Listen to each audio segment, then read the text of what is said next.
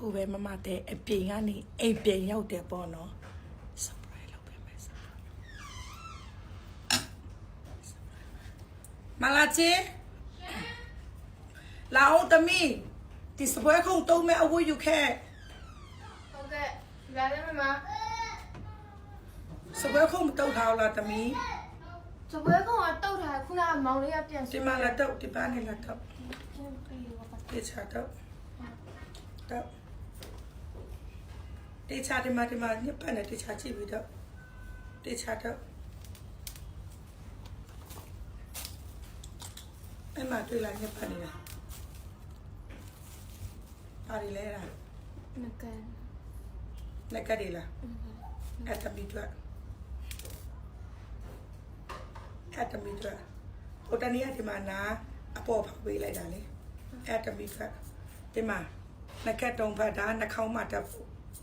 ဒါနားမှာတက်ဖို့ဘလို့လဲပြောဒီပြရတယ်ဆိုတော့ဘလို့လဲပေါ့ အရင်ပြောရည်လို့ကြည့်စီလေးတင်နေရ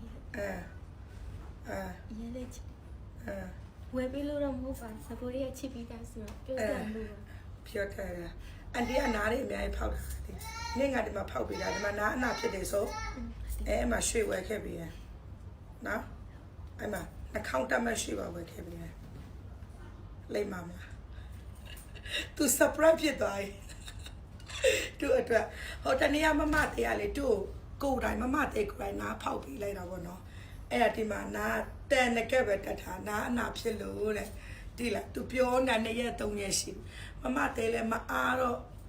အဖြစ်သွားမအောင်နေလည်းမကောင်းအခုတို့ဒီမှာဒါလုပ်ပြလိုက်တာအဲ့ပေါချပေးမယ်နော်ဟုတ်